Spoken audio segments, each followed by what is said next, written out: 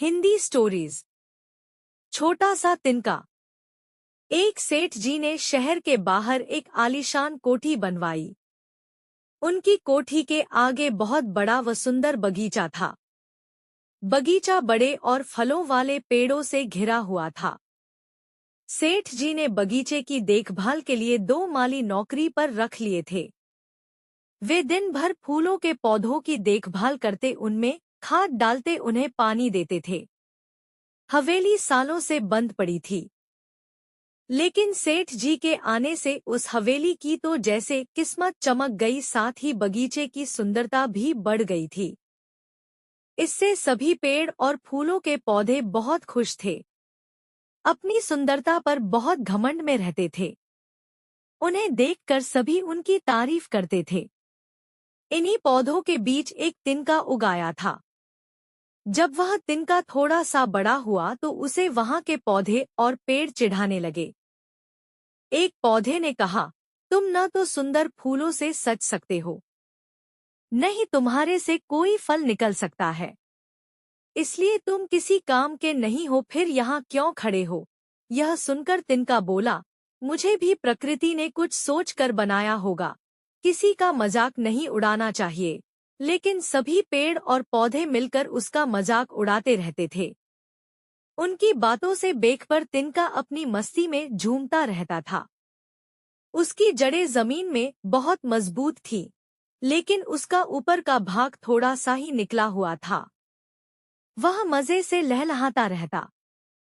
कुछ दिन बाद दोनों माली तनख्वाह कम मिलने से काम छोड़कर चले गए। इधर पेड़ों का भी फलों का सीजन चला गया था। देखभाल न होने से फूलों के पौधे मुरझाने लगते हैं, लेकिन तिनका अपनी शान से खड़ा रहता है। उसे न देखभाल की जरूरत थी, न पानी की। एक दिन बहुत तेज बारिश, तेज आंधी तूफान आने लगता है। उस बगीचे में लगे बड़े बड़े कई पेड़ गिर जाते हैं।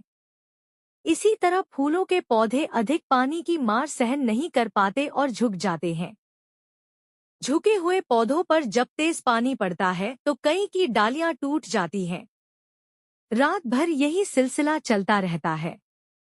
सुबह जब आंधी तूफान रुकता है तो सभी अपने हालात पर रो रहे थे।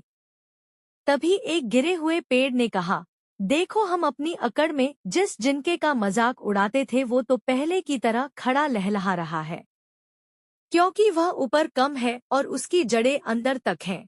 दूसरे पौधे भी बहुत शर्मिंदा हुए, उन्होंने तिनके से माफी मांगी। यह सुनकर तिनका बोला, कभी किसी को छोटा नहीं समझना चाहिए।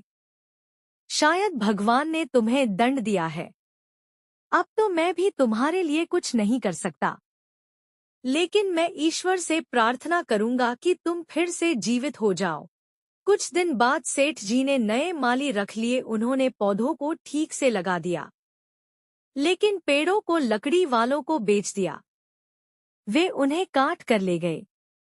यह देखकर तिनके को बहुत दुख हुआ, लेकिन इस सब में उस छोटे से तिनके पर न तो सेठ जी का ध्यान गया न माली का। तिनका अपनी मस्ती में लहलहा रहा था। एक तिनका कहानी का सार यह है कि घमंड और अहंकार नहीं करना चाहिए। एक छोटा सा तिनका भी अगर आंख में पड़ जाए तो मनुष्य को बहुत परेशानी हो सकती है। इसलिए हमें हमेशा विनम्र और नम्र रहना चाहिए।